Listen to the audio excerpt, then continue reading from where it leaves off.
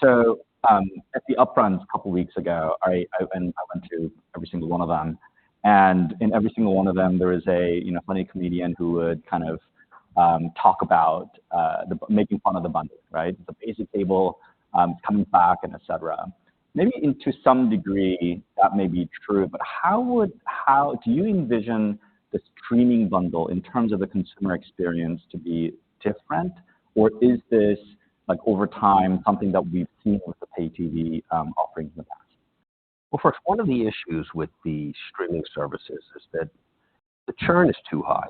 People are coming in and then moving from product to product. And so one of the things that's really challenging the long-term economic growth is churn and scale.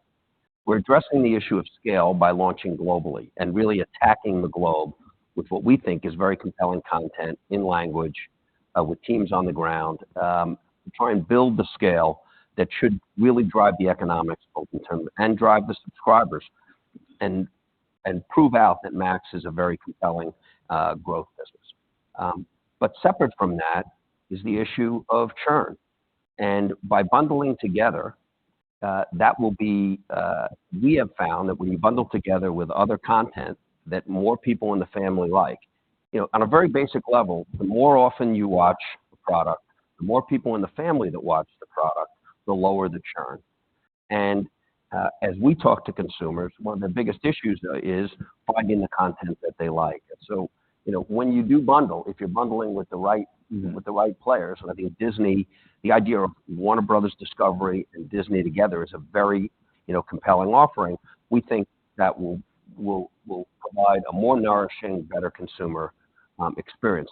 The other thing that started to happen, which is which makes us really optimistic in terms of a new vein of growth, is as we're launching outside the U.S., a number of the traditional distributors that were broadband and cable or broadband and mobile, their overall philosophy was they were in the broadband business and they're in the multi-channel to the home business. And the whole idea of the channel store was Roku or Apple or Amazon.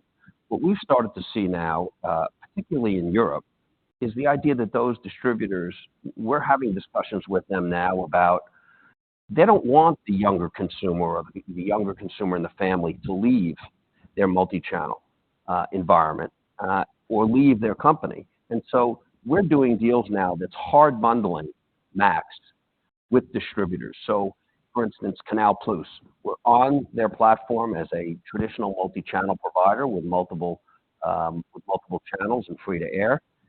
They have broadband, but then everybody that gets their broadband gets Max. We did a similar deal with Telefonica, and those because they're hard bundled, you're picking up significant subscribers, whether it's 1 million or 2 million incremental subscribers. In some cases, it's less. In some cases, it could be more.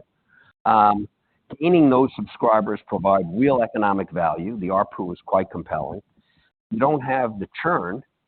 We're still in France and we're still in Spain now that we're going to be promoting directly to consumers.